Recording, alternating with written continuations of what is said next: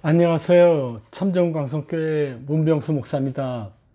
오늘은 마태복음 16장 13절에서 20절까지 말씀을 가지고 주님의 교회란 제목으로 함께 은혜를 나누겠습니다. 먼저 마태복음 16장 13절에서 20절까지 말씀을 제가 읽겠습니다. 예수께서 빌립보 가이사랴 지방에 이르러 제자들에게 물어 이르시되 사람들이 인자를 누구라 하느냐. 이르되 더러는 세례요한, 더러는 엘리야, 어떤 이는 예레미야 선지자 중에 하나이다. 이르시되 너희는 나를 누구라 하느냐. 시몬 베드로가 대답하여 이르시되 주는 그리스도시요 살아계신 하나님의 아들이시이다.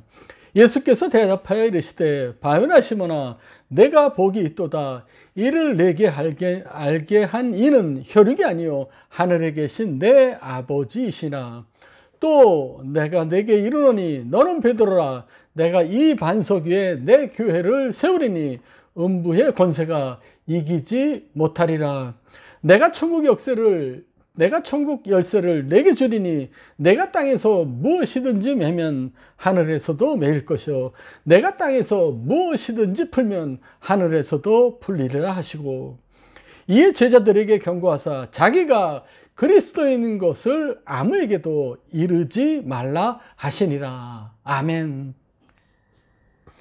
예수님은 십자가에 돌아가실 때가 가까워졌습니다. 그래서 예수님은 제자들에게 다가올 고난에 대해서 설명하시고 마음에 준비하도록 격려하셨습니다.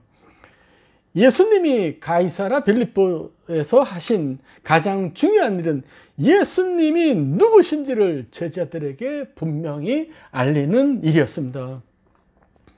제자들은 3년 동안 예수님과 함께 동고동락해서 사실 다시 가르칠 내용은 없었을 것입니다. 그래서 예수님은 마지막으로 제자들의 믿음을 확인하고 계십니다.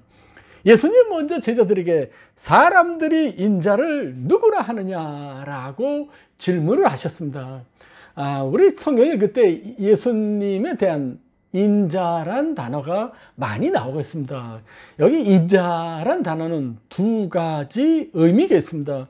인자에 대한 첫 번째 표현은 다니엘서의 예언에서 찾아볼 수 있습니다. 다니엘서 7장 13절 14절 말씀을 읽겠습니다. 내가 또 밤 환상 중에 보니 인자 같은 이가 하늘 구름을 타고 와서 옛적부터 항상 계신 이에게 나아가 그 앞으로 인도되매 그에게 권세와 영광과 나라를 주고 모든 백성과 나라들과 다른 언어를 말하는 모든 자들이 그를 섬기게 하였으니 그의 권세는 소멸되지 아니하는 영원한 권세요 그의 나라는 멸망하지 아니할 것이라. 아멘. 여기서 인자는 메시아 예수 그리스도입니다. 예수님은 자신을 메시아로 선포하고 계십니다. 그래서 인자의 첫 번째 의미는 메시아, 구세주란 의미입니다. 인자의 두 번째 표현은 예수님이 사람이라는 것입니다. 예수님은 완전한 하나님이고 완전한 사람이셨습니다. 예수님은 근본적으로 하나님이셨습니다. 그리고 예수님은 또한 사람이셨습니다. 그래서 예수님은 인자, 사람의 아들이라는 표현을 썼습니다. 인자라는 표현은 예수님이 메시아라는 표현이며 예수님이 인간이라는 표현입니다. 예수님의 사람들이 인자를 누구라라는 질문에 제자들은 유대인이 말하는 예수님에 대한 평가를 먼저 얘기했습니다. 더러는 세례요한, 더러는 엘리야, 더러는 예레미야나 선지자 중에 하나라고 일반적인 유대인들의 대답을 했습니다. 그러자 이번엔 예수님은 제자들에게 다시 물었습니다. 너희는 나를 누구랴? 라고 질문했습니다. 그러자 제자들 중에서 베드로가 이런 대답을 하게 됩니다. 주는 그리스도시요 살아계신 하나님의 아들이다 라고 고백합니다. 이 고백은 그리스도인들의 신앙 고백에 기초를 이루는 매우 중요한 고백입니다. 이렇게 정확한 대답을 들은 예수님은 이 믿음의 고백 위에 교회를 세울 것이다 라고 말씀하셨습니다. 오늘은 주님의 교회에 대해서 살펴보겠습니다. 첫 번째, 주님의 교회는 믿음의 고백이 있습니다. 우리 16절 말씀 읽겠습니다. 시몬 베드로가 대답하여 이르시되 주는 그리스도시요 살아계신 하나님의 아들이시다. 아멘. 베드로는 고백을 했습니다. 주는 그리스도시요 살아계신 하나님의 아들이다.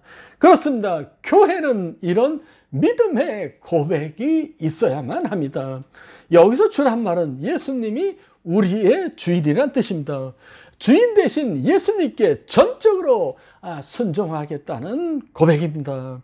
그리고 그리스도는 구세주라는 뜻으로 세상을 구원하시는 분, 죄에서 구원하시는 분이라는 뜻입니다.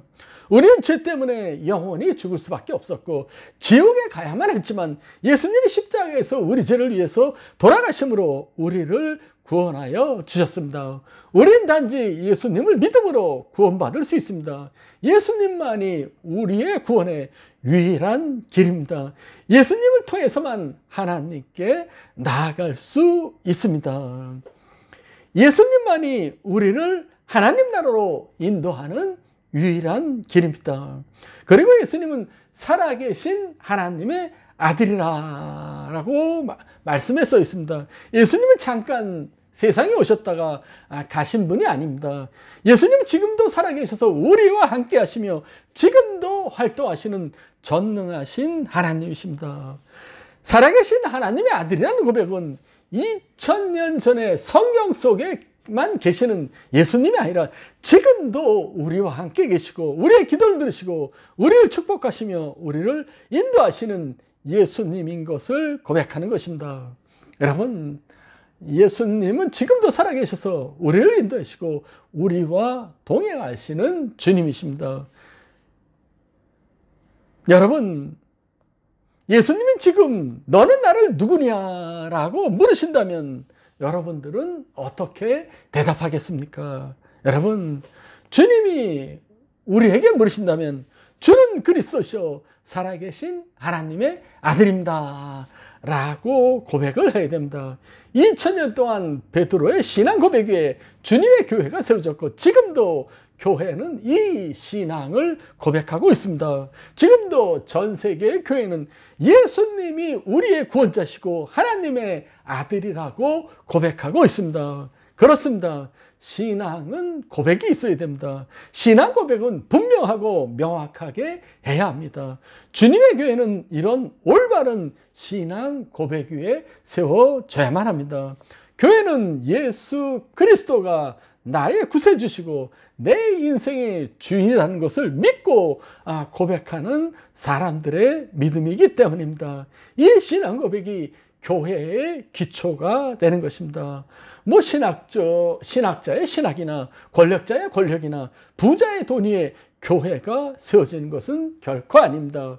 예수 그리스도를 주님으로 고백하는 신앙 고백 위에 주님의 교회가 세워져야만 합니다. 만약에 이런 신앙 고백 위에 교회가 세워지지 않는다면 더 이상 교회는 아닙니다.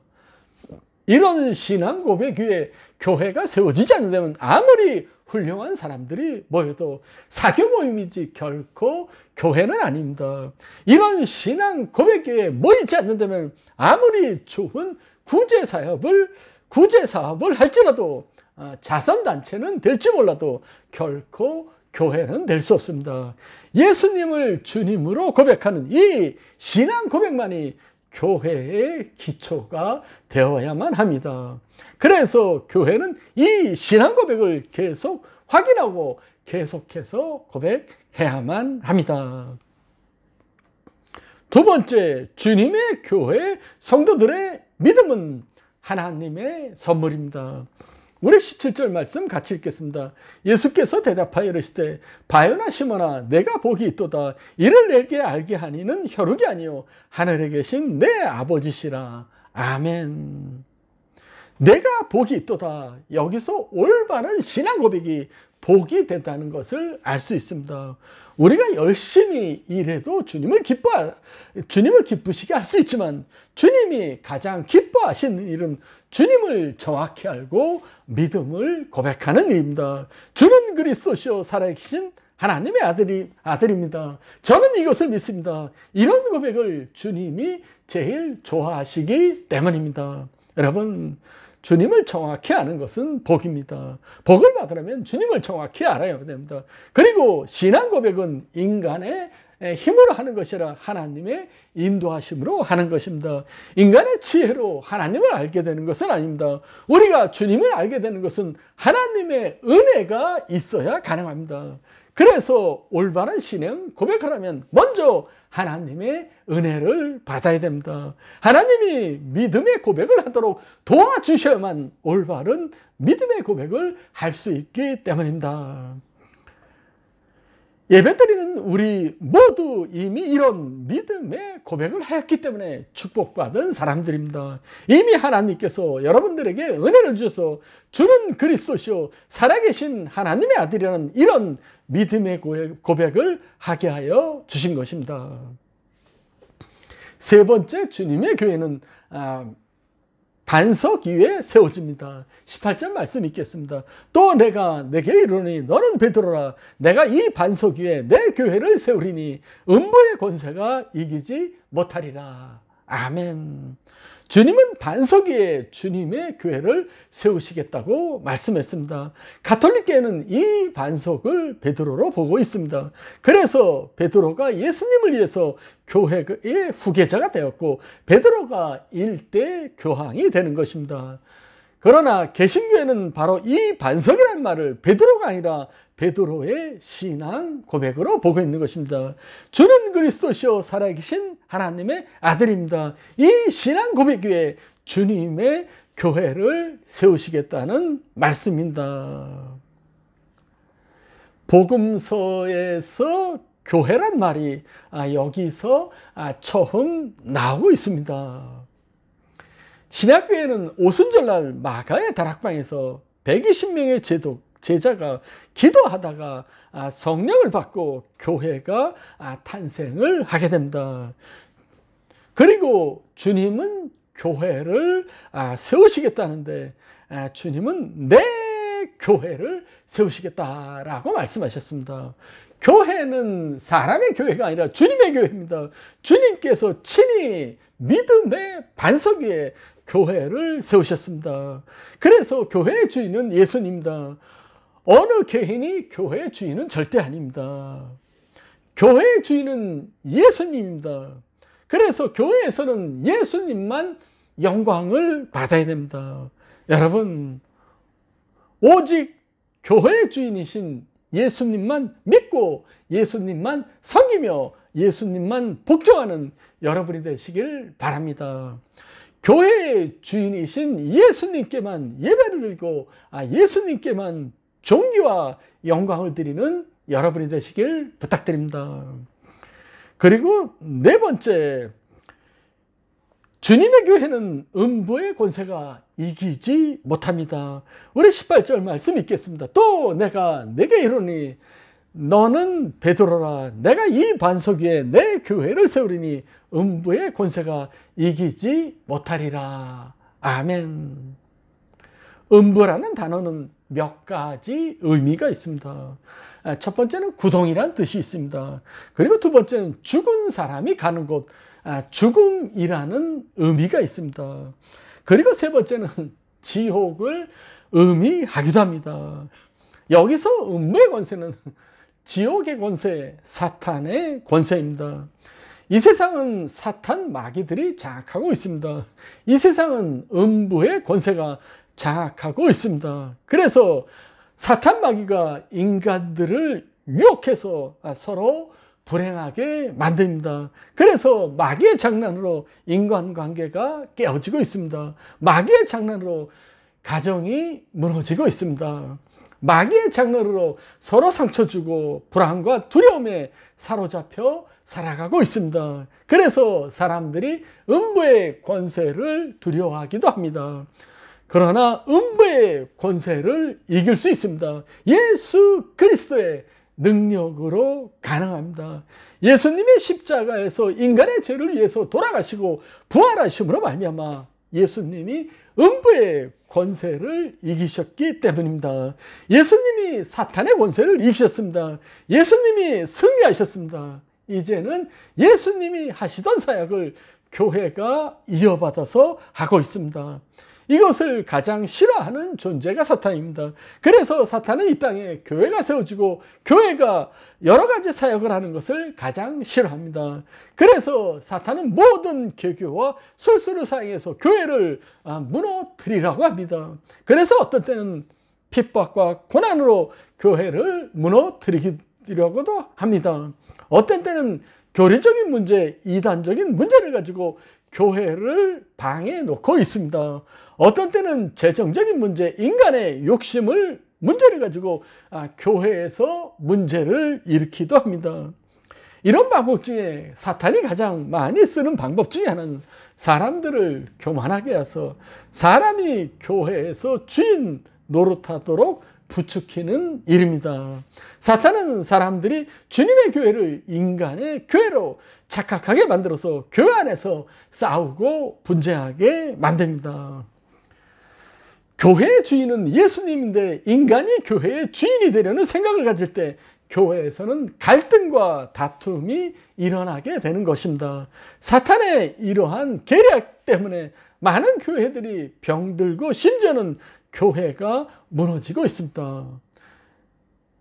그러나 사탄의 권세가 일부 교회를 무너뜨릴 수 있지만 전체 교회를 절대로 이길 수는 없습니다. 사탄에게 지는 일부 교회가 있기는 하지만 그러나 대부분의 교회는 예수 그리스도가 교회의 주인이라는 사실을 분명히 고백하고 있습니다. 초대교회는 많은 환난을 당했습니다. 당시의 환난은 핍박과 고문과 처형입니다. 초대교인들은 재산을 몰수당하고 직업을 박탈당하고 많은 고통을 당했습니다. 초대교회는 예수님 때문에 가난해지고 예수님 때문에 고난을 당했습니다. 이런 고통이 잠깐이 아니라 100년, 200년 지속되었습니다. 그러나 초대교회는 이런 고난 가운데 믿음을 지킬 수 있었고 환난을 이겨낼 수 있었습니다. 어떤 환난과 핍박이 와도 결코 교회는 무너지지 않았습니다. 음부의 권세가 결코 교회를 이기지 못하기 때문입니다. 여러분, 사탄이 우리를 공격할 수 있습니다. 그러나 우리는 주님의 권능으로 사탄을 이길 수 있습니다. 항상 주님의 권능으로 사탄을 이기는 여러분들의 가정과 일터와 참정운 광석교회가 되기를 바랍니다. 다섯 번째, 주님의 교회는 천국의 열쇠가 있습니다. 19절 말씀이 있겠습니다. 내가 천국 열쇠를 내게 주리니 내가 땅에서 무엇이든지 매면 하늘에서도 매일 것이요 내가 땅에서 무엇이든지 풀면 하늘에서도 풀리리라 하시고. 아멘. 주님은 올바른 신앙 고백을 한 베드로에게 천국 열쇠를 주셨습니다. 이 땅에서 무엇이든지 땅에서 매면 하늘에서도 매일 것이고 땅에서 풀면 하늘에서도 풀리게 될 것이라는 것입니다. 여기서 우리가 주의해서 볼 것이 있습니다. 하늘이 먼저가 아니라 땅이 먼저입니다. 땅에서 어떻게 하느냐에 따라서 하늘이 움직일 수 있고 하늘문이 열릴 수 있다는 것입니다. 교회가 천국 열쇠를 사용하는 두 가지 방법이 있습니다. 첫 번째는 복음 전파를 통해서 천국의 문을 열 수 있습니다. 우리가 복음을 전파하면 사람들이 예수 믿고 믿음을 가지게 됩니다. 그리고 믿음의 사람들이 하늘 문을 열어서 천국에 들어가게 됩니다. 베드로가 사람들에게 복음을 전파하자 3,000명이 믿음을 갖게 되었고 그들 앞에 천국 문이 열리게 되었습니다. 개인 전도를 하고 집회를 통해서 복음을 증거하게 되면 예수 믿는 자들에게 믿음이 생깁니다. 믿음을 갖게 되면 그들에게 천국의 문이 열리게 되는 것입니다. 전도는 천국의 문을 여는 아주 중요한 일입니다. 그래서 주님은 복음을 전하는 사람들을 축복하고 계십니다. 우리는 한인들에게 그리고 베트남 사람들에게 하나님의 말씀을 전해야 합니다. 이것이 천국 열쇠를 사용하는 첫 번째 방법입니다. 두 번째는 기도를 통해서 천국 문을 열 수 있습니다. 이 말씀과 동일한 말씀이 마태복음에 나오는데 합심하여 기도할 때 천국 문을 열 수 있습니다. 마태복음 18장 18절에서 20절까지 말씀 읽겠습니다. 진실로 너희에게 이르노니 무엇이든지 너희가 땅에서 매면 하늘에서도 매일 것이요 무엇이든지 땅에서 풀면 하늘에서도 풀리리라. 진실로 다시 너희에게 이르노니 너희 중에 두 사람이 땅에서 합신하여 무엇이든지 구하면 하늘에 계신 내 아버지께서 그들을 위하여 이루게 하시리라. 두세 사람이 내 힘으로 모인 곳에는 나도 그들 중에 있느니라. 아멘. 우리는 기도를 통해서 천국 문을 열 수 있습니다. 야고보서 5장을 보면 엘리야가 간절히 기도할 때 하늘 문이 열리기도 했고 닫히기도 했습니다. 우리가 기도할 때는 아무리 기도해도 때로는 변화가 없는 것처럼 보이지만 시간이 지나면 하나님의 손이 움직이는 것을 볼 수 있습니다.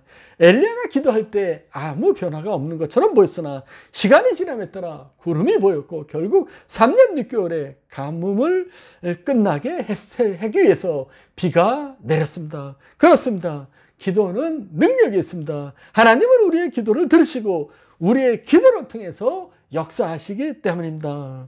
우리도 베드로가 받은 천국 열쇠를 지금 누릴 수 있습니다. 우리가 받은 천국 열쇠는 교회 공동체의 것입니다. 교회의 기도는 천국 문을 열 수 있습니다. 합심기도에는 능력이 있습니다. 그래서 교회에서 모여서 합심기도하는 곳에 천국 문이 열리게 되는 것입니다. 여러분, 이 천국 열쇠 베드로에만 준 것이 아닙니다. 주님은 우리들에게도 천국 열쇠를 주셨습니다. 여러분들이 가진 천국 열쇠를 통해서 많은 사람들이 주님께 돌아오고 여러분들의 기도를 통해서 하나님의 축복이 여러분들의 가정과 또한 일터와 잠정광성교회에 임하게 되시기를 주님의 이름으로 축원합니다. 감사합니다.